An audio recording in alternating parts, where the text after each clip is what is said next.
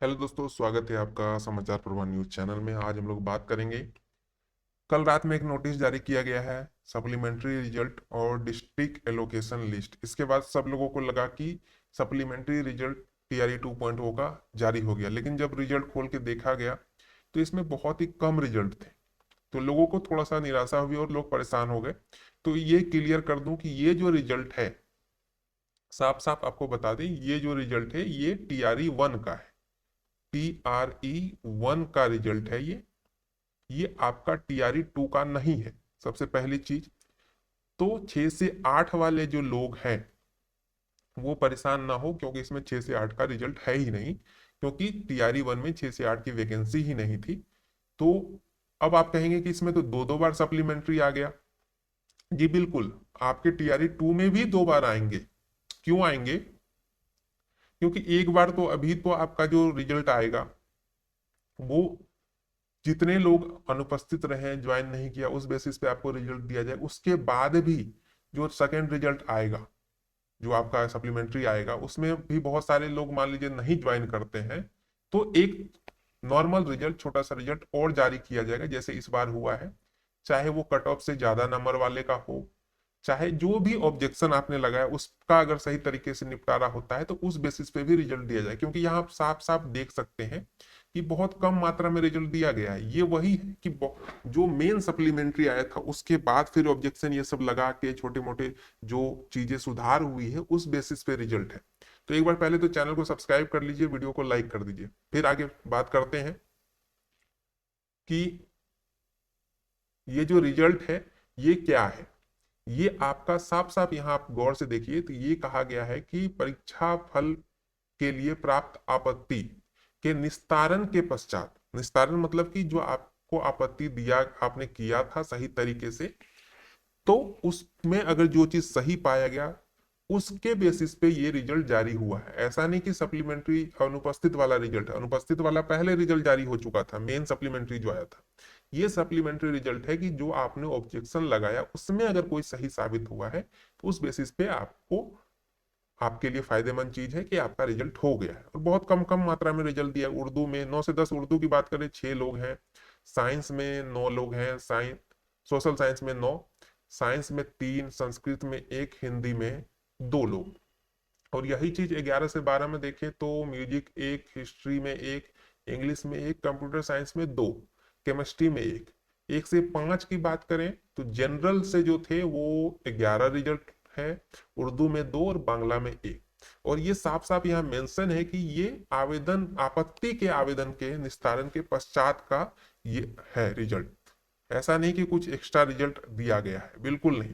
तो ज्यादा परेशान होने की बात नहीं है। टीआरई 2 का जो रिजल्ट है आपका वो जल्द ही जारी किया जाएगा। और टीआरई 2 के रिजल्ट के बाद, टीआरई 2 के रिजल्ट के बाद फिर से एक इसी तरीके का छोटा रिजल्ट जारी किया जाएगा। अब इस रिजल्ट के बाद आप लोगों का टेंशन एक ये भी खत्म हुआ होगा, क्या सच में जो हम लोग ऑब्जेक्शन लगाते हैं उसका कोई सुनवाई होता है? क्या सच में वो चीज को वैलिड करके किसी का रिजल्ट हो सकता है? बिल्कुल हो सकता है। यहाँ से साफ साफ निकल के आ रहा है कि आपके पास अगर तथ्य है, प्रूफ है, तो आप ऑब्जेक्शन जरूर लगाइए कि हाँ, लेकिन सच होना चाहिए चीजें, सही तरीके से फैक्चुअल होनी चाहिए। ऐसे नहीं कि कुछ भी मन में आया कहीं से भी कुछ भी कर रहे हैं। क्योंकि बहुत सारे लोग ऐसे होते हैं कि सर 1500 सीट था, फीमेल के लिए अलग से सीट था, रिजल्ट इतना ही दिया, हम केस करेंगे। तो भैया केस वेस, जो ये सब जो नौटंकी वाली चीजें है ना, ये कीजिएगा तो कुछ नहीं होने वाला है।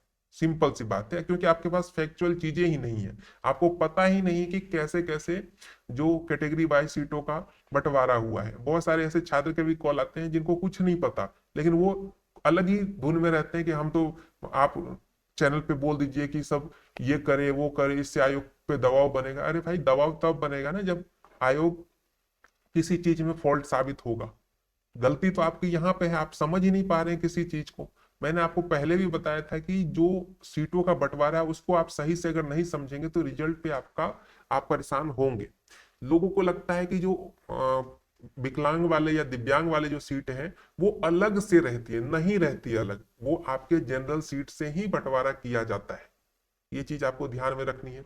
और इस बार जो रिवाइज वैकेंसी आई थी उसमें फीमेल का जो सीट मेंशन किया गया था वो टोटल सीट में से उतना सीट फीमेल के लिए रिजर्व था। ये भी लोग नहीं समझे। लोग समझ रहे थे कि अगर कहीं पे 1000 सीट जनरल में लिखा हुआ है और जनरल फीमेल में 500 सीट है, तो लोगों को लगता था टोटल 1500 सीट है। नहीं, जनरल में 1000 सीट है और उस 1000 में 500 फीमेल का था। ये चीज कंफ्यूजन था, तो इस चीज में बहुत सारे लोग परेशान हुए। तो उन सब चीजों के कारण अगर आपने ऑब्जेक्शन लगाया तो आपको नुकसान होगा टीआरई 3 में।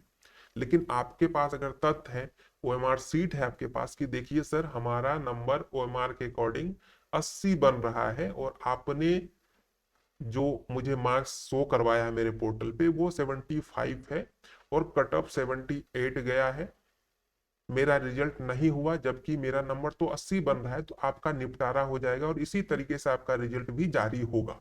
तो ये चीज आज लास्ट डेट है। अगर आप ऑब्जेक्शन लगाना चाहते हैं, ये सारी चीज आपके पास है, तो आप प्रॉपर वे से ऑब्जेक्शन लगाइए, आपको जरूर फायदा होगा और आपका रिजल्ट होगा। ठीक है। और जो टीआरई 2 वाले इस नोटिस को देख के परेशान हो रहे थे, बिल्कुल ना हो, ये टीआरई 1 का नोटिस है, टीआरई 1 का सप्लीमेंट्री रिजल्ट है। बाकी रहा टीआरई 2 का, तो वो भी जल्द ही जारी कर दिया जाएगा। मिलते हैं एक नई वीडियो में। चैनल को सब्सक्राइब, वीडियो को लाइक जरूर कर